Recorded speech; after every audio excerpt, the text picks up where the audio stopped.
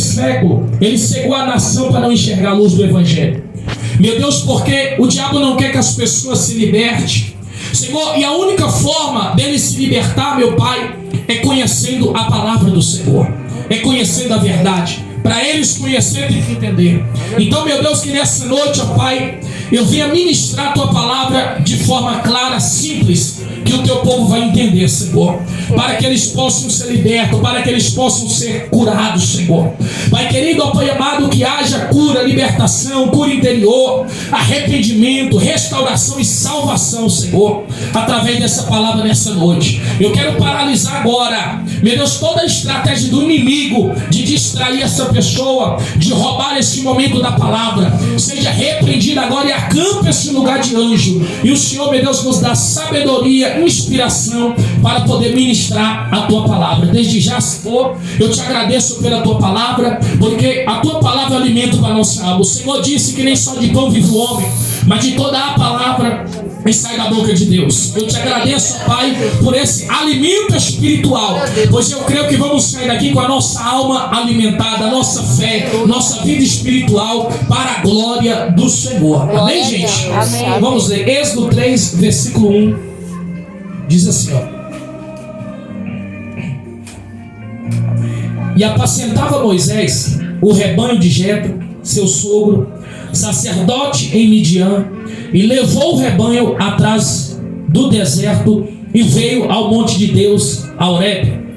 E apareceu-lhe o anjo do Senhor em uma chama de fogo no meio de uma sarça. E olhou, e eis que a sarça ardia no fogo, e a sarça não se consumia.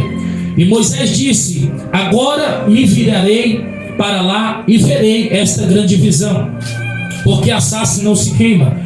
E vendo o Senhor que se virava para lá a ver, bradou Deus a ele do meio da sarça e disse: Moisés, Moisés.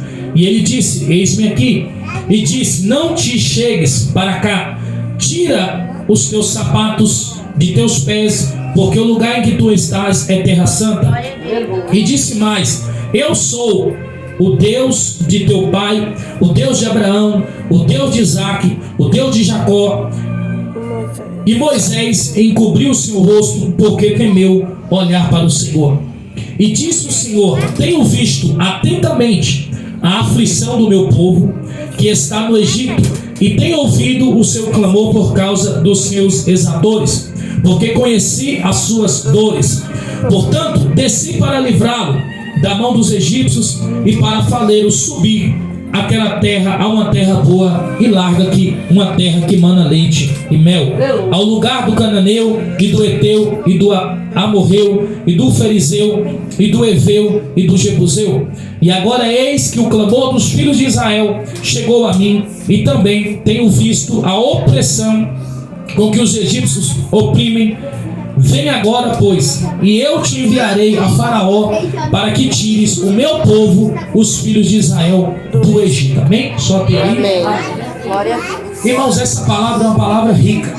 É um texto muito rico, aonde a gente vai ver que Deus, ele vai começar uma grande obra na vida do povo de Israel. Porque o povo de Israel era o povo escolhido por Deus. Era a nação que foi elegida pelo Senhor para poder viver as promessas do Senhor. Quem era o povo de Israel? O povo de Israel foi uma nação que ela foi ali gerada por meio de Abraão. Porque Deus disse para Abraão: Abraão, sai da sua terra, sua parentela, da terra dos teus parentes, do teu pai, vai para uma terra que eu vou te mostrar, porque através de ti eu vou fazer uma grande nação. E Deus falou que ia abençoar essa nação. Então Abraão recebe esse chamado, e através de Abraão vem os filhos, vem descendência, e essa nação é esse povo de Israel. É o povo hebreu que está debaixo de uma promessa, porque Deus tinha riquezas, bonâncias, prosperidade para aquele povo. Porque Deus não é um Deus ruim. Tem muita gente que acha que Deus é um Deus que não ama o ser humano. Tem gente que acha que Deus esqueceu dele, que Deus odeia. Tem gente que acha que Deus criou ele para sofrer. Só que essa não é a vontade do Senhor. Deus é amor. A Bíblia vai dizer que Deus é amor. Então, se Deus é amor, a vontade de Deus é nos abençoar.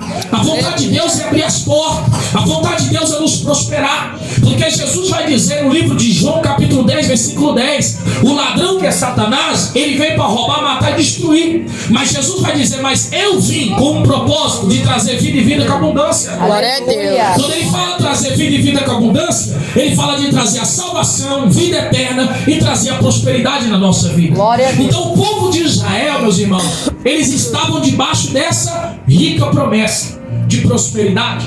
Porém, eles não estavam vivendo a promessa. Eles não estavam vivendo a prosperidade que Deus tinha para eles. Porque esse povo de Israel, que tinha uma promessa do Senhor, que Deus tinha uma grande obra, a vida deles está sendo desgastada lá no Egito. Porque no Egito eles eram escravos de Faraó. Aquele povo era escravizado, aquele povo trabalhava a troco de comida. Então aquele povo veio um sofrimento grande. Mas não era para eles estar vivendo esse momento. Não era para eles estar vivendo essa vida. Porque o que Deus tinha para eles era algo grande. O que Deus tinha para eles era algo sobrenatural. O que Deus tinha para eles era promessa de riqueza. Era ao contrário, pessoas que tinham que trabalhar como escravo para o povo de Israel. Não era Israel ser escravo. E como nos dias de hoje tem pessoas, aleluia, que não é para ela ser escravo, e ela está sendo escravo do pecado, escravo do mundo, escravo dos vícios. Ela está sofrendo, mas não é essa vida que Deus tem para ela. A vida que Deus tem para ela, aleluia, é para ela desfrutar de tudo que Deus tem. Tem gente, aleluia, que está sendo empregado, sendo que Deus tem a promessa de ser patrão, irmão. Tem gente que está por baixo, sendo que Deus tem a promessa de você estar por cima. Agora, por que o povo de Israel está vivendo esse momento difícil? Por que o povo de Israel está sofrendo? Um povo que no sangue deles tinha uma marca de uma promessa. Por que esse povo, irmão, está vivendo essa humilhação? Porque a Bíblia vai dizer que eles viveram 430 anos, irmão. Presta atenção que é muito poderoso isso aqui. Eles viveram 430 anos sofrendo no Egito, comendo pão que o diabo amassou. Lá eles não tinham paz, lá eles não tinham alegria, não tinham prosperidade. Lá eles eram tratados como bicho, como animal. Eles tinham que trabalhar a força na marra.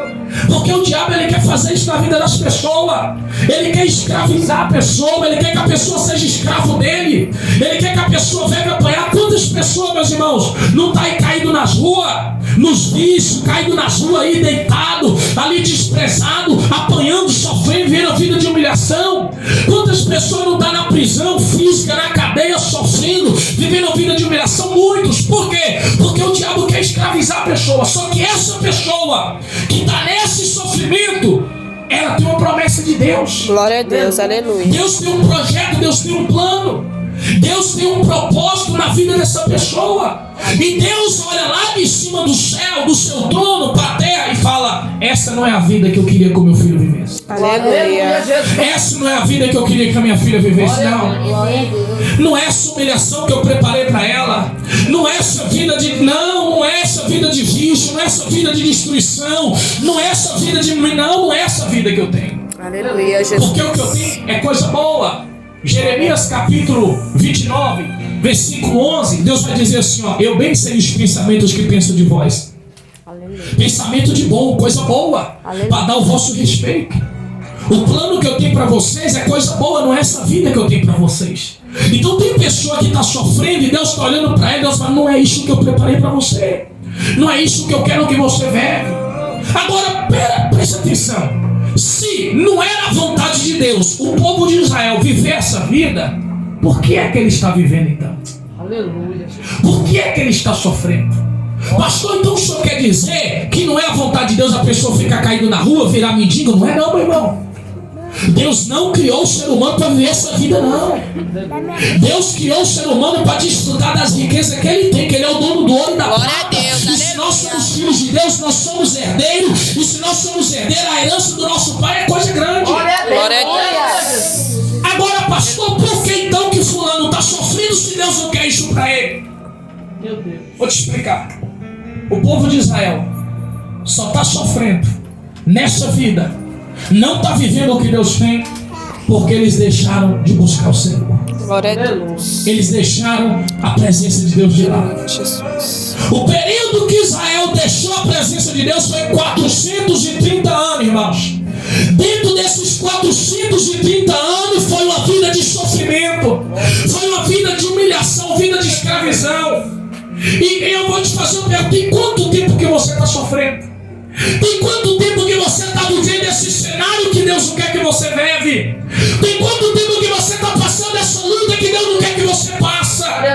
Tem quanto tempo? Ah, pastor, tem 20 anos, tem 10 anos, tem 30 anos, tem irmão. Então, se esse tempo você está sofrendo, é o tempo que você viveu longe da presença, é o tempo que você deixou de buscar Deus, é o tempo que você deixou de entregar a tua vida. Aleluia. Deus está olhando para você e está chamando para a presença para mudar a tua vida, para mudar a tua história. Glória a Deus. Aleluia. Porque Israel vai sofrer 430 anos.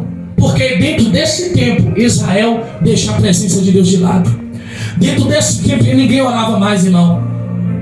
Ninguém mais abriu um jejum. Ninguém mais orava, ninguém mais clamava, ninguém mais queria saber das escrituras, ninguém mais queria saber da fé. Sabe o que eles fizeram? Agora pensa comigo, como uma pessoa vai viver sofrendo 430 anos, irmão? É muito tempo, não é? Pastor, como que eles vão viver 400 anos de sofrimento? Sabe por quê? Porque tem gente que acostuma viver a vida que tem. O maior problema do ser humano é ele acostumar a viver a vida que tem, conformar. Porque quando você acostuma a viver a vida que você tem, você conforma com aquilo e você acostuma a viver aquilo, você aceita. A pessoa, em outra palavra, a pessoa vai empurrando o problema com a barriga e ela vai vivendo um sofrimento. Tem gente que acostumou, irmão. Quer ver? Vou dar exemplo para vocês verem o que é um ser humano acostumando com a vida de derrota. Tem mulher que tem um marido e ela sabe que o marido